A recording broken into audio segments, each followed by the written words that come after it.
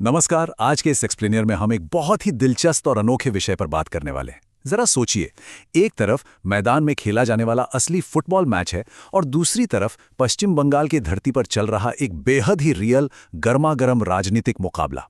सुनने में थोड़ा अजीब लगा ना, लेकिन इन दोनों के बीच जो गहरा और प्रतीकात्मक संबंध है ना, उसे आज हम विस्तार से डिकोड करेंगे। तो चलिए शुरू करते हैं।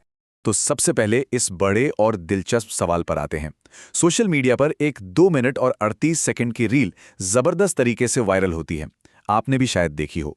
इसमें प्रधानमंत्री एक ट्रैक सूट पहने हुए सिक्किम के एक मैदान में बच्चों के साथ मजे से फुटबॉल खेलते और पूरे 3 गोल दागते नजर आते हैं। अब सवाल यह है कि इसमें क्या खास है। खास यह है कि शारीरिक रूप से 880 किलोमीटर दूर होने के बावजूद इस एक वीडियो ने बंगाली राजनीतिक परिदृश्य में एक बहुत बड़ी हलचल पैदा कर दी है। इसका असर सिर्फ लाइक्स और शेयर्स तक सीमित नहीं है, बल्कि इसका सीधा इम्पैक्ट वहां के चुनावी माहौल और आम मतदाताओं के दिमाग पर पड़ रहा है।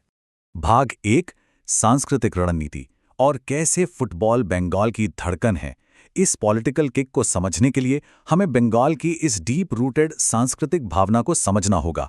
देखिए, बंगाल में ना फुटबॉल सिर्फ एक खेल नहीं है, ये एक प्योर इमोशन है, एक ऐतिहासिक पहचान है और आम वोटर के दिल तक पहुंचने का एकदम सीधा रास्ता है। इसे ऐसे समझिए, क्या आपको पता है कि 2006 के विश्व कप क्वालिफाई टीम के पूरे 36% खिलाड़ी सिर्फ और सिर्फ बंगाल से थे। बिल्कुल, यह आंकड़ा अपने आप में चीख चीख कर बताता है कि आखिर क्यों एक आम बंगाली वोटर इस खेल को माराडोना और मेसी जैसे ग्लोबल लेजेंड्स के साथ जोड़कर इतनी श्रद्धा से देखता है। इसलिए जब भी कोई बड़ा राजनेता इस खेल के साथ जुड़ता है ना, तो वो सीधे तौर पर उस आम वोटर की सांस्कृतिक नब्ज पर हाथ रख देता है। अब जरा पीएम मोदी की इस पूरी सांस्कृतिक संदेश रणनीति को ध्यान से देखिए। ये किसी मास्टर क्लास से कम नहीं है।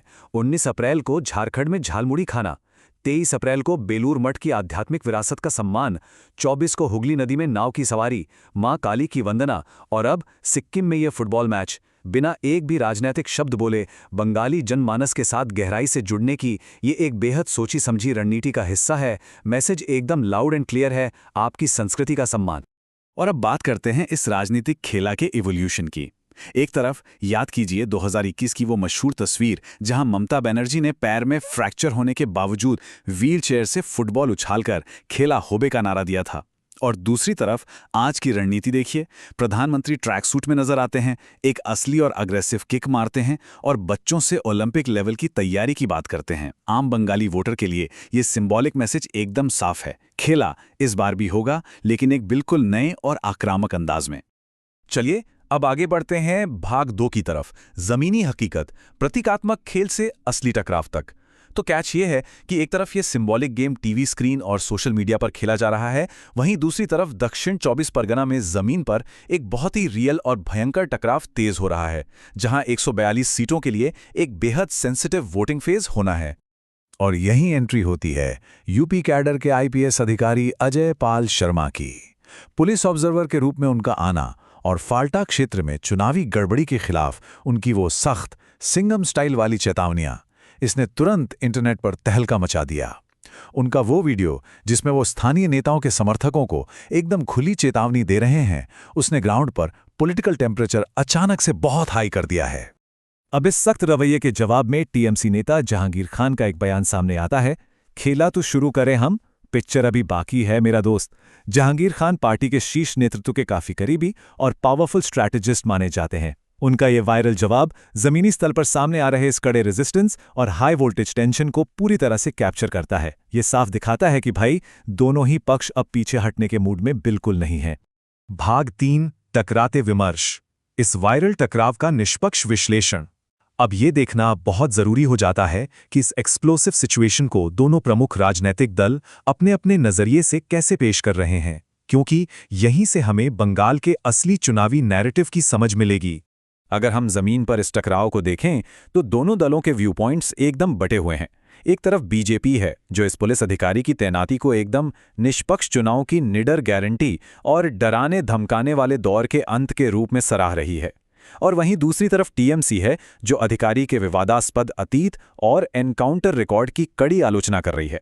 आपको बता दें कि टीएमसी सांसद महुआ मोइत्रा ने तो सोशल मीडिया पर फेयर एंड लवली बबुआ और छोटा फेंटा बड़ा फेंटा जैसे व्यंग्यात्मक शब्दों का इस्तेमाल करते हुए इस पूरे कदम को महज एक डराने की रणनीति करार दे दिया है।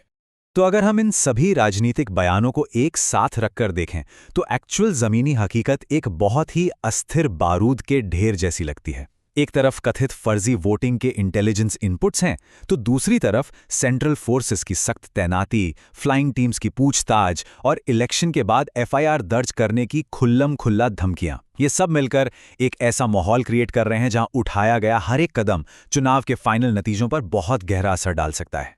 फाइनली, इस पूरे घटनाक्रम को समझने के बाद हमारे और आपके सामने एक सबसे बड़ा और गहरा सवाल खड़ा होता है। कई लेयर्स वाले इस भयंकर राजनीतिक मैच में आखिर जीत किसकी होगी?